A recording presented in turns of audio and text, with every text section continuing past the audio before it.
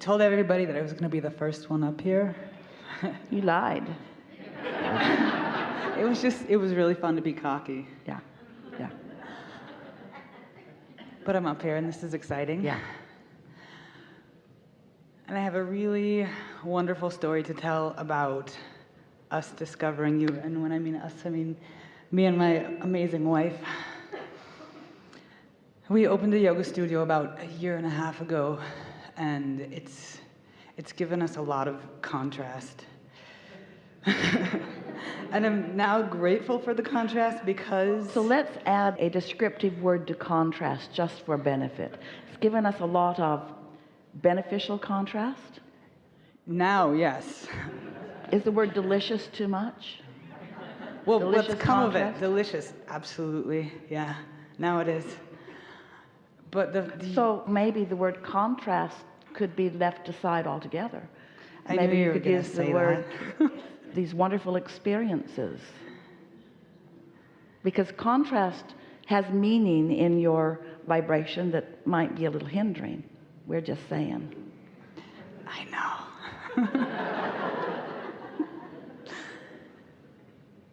So then what happened? Okay, so then what happened? It was January 31st, and we were doing what we normally do at the end of the month. I was pouting in bed and texting and looking at my phone, and she was working really, really hard on the computer. And we were trying to figure out how we were going to pay rent, as we do at the end of the month, because, you know, money's been really tight. And I'm listening to YouTube on my phone, and she's in the bedroom, or the office on the computer, and I have something pulled up to play to help me feel better.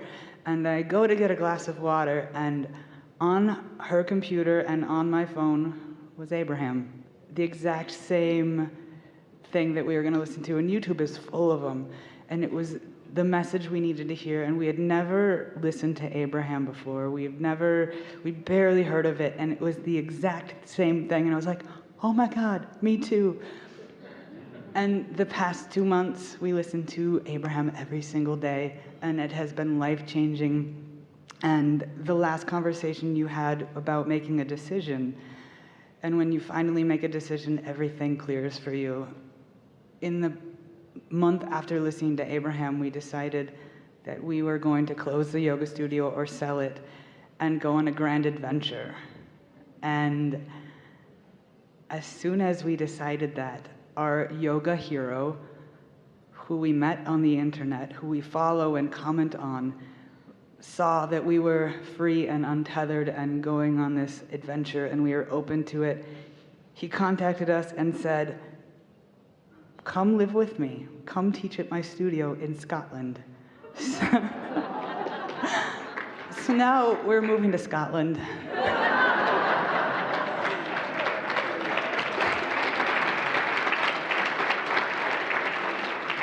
This is what we wanted. When we opened the studio, we weren't ready to settle down, and we knew it.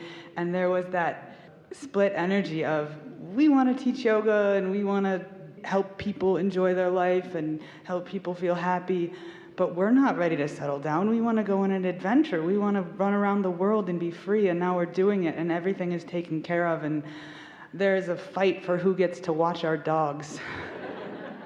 And it's amazing.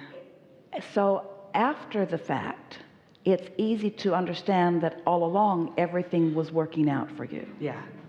There's just one little piece that we want to add clarification about, because it's wonderful the way this has unfolded for you.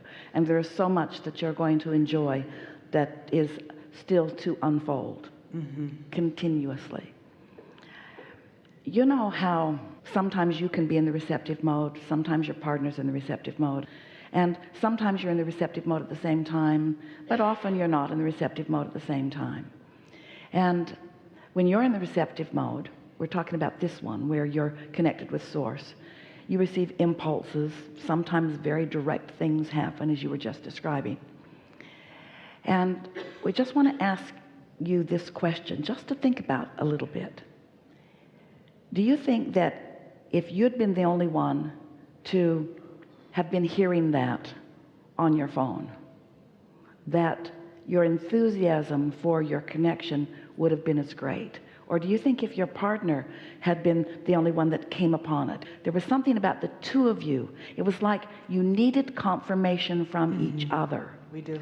And that's something that we would like you to soften just a little bit, because in needing confirmation from each other, you both miss out on a whole lot of things, you see. Each of you have that powerful connection, and there is nothing more delicious than to be connected with someone and to come into alignment. In other words, nothing is more delicious than to be tuned in, tapped in, turned on, and be living and loving with someone who's tuned in, tapped in, turned on. Just don't develop any sort of dependency whatsoever for anyone else to be tuned in, tapped in, turned on. Be independent in that. And in that way, you'll always be there for each other. But in the moment that you're relying on their alignment for your alignment, now you're looking outside of where it really is. We know you're hearing that clearly. Really good. Something more? Yes. So another thing that happened is for the past 6 months, I've been being like, oh, I want to go teach yoga in other states and I want to travel. And I've been telling my friends, I'm going to come and teach and I'm going to come and teach. But I've had that fear of not being good enough and that fear of needing my partner's alignment to help me be in alignment. Oh, really? Oh, yeah. And the next morning after listening to Abraham, when we discovered it, I wrote in my book of positive aspects, because I ran out and got that right away, I'm going to Rhode Island and I'm going to teach an amazing workshop where everyone loves me and I get everyone excited and I move energy and people are just so happy to be in my workshop on March 26th. And I called my friend and I said, I'm coming on March 26th. And she goes, okay, we're going to arrange everything so that you can come. And I went and it was fabulous, and people came up to me and they said, I've never let myself have that much fun. Yeah. I've never let myself scream and yell and be playful and enjoy myself. And they just affirmed that I can help people and I can have fun with people. And it's great to have my partner with me, but I have that source within me too. And I'm good at it, and it's fun to do, and it's helping me find my calling. Yeah. And I got one more question. Yeah? One of the things I wrote in my book of positive aspects was that I wanted to teach yoga on a land cruise with Abraham. And I love that we're all sitting here and listening, but I have this gift of getting people in their body and getting them excited. So if that's ever an opportunity, once I'm done with Scotland, I'd love to be of service. Over the years, on a given cruise, Jerry and Esther have received, on average, 30 to 100 requests from different people to do things like that. And because of the complication of the choosing, they've decided to leave that part of people's experience to themselves outside of what we're doing like this. So that's a yes?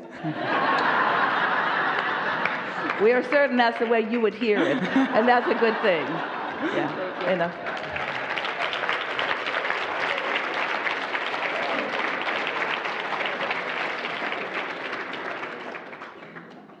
Thank you. I have a few questions. We have one answer. One answer. One's about my prominent callings in this life. I have a lot of things I love.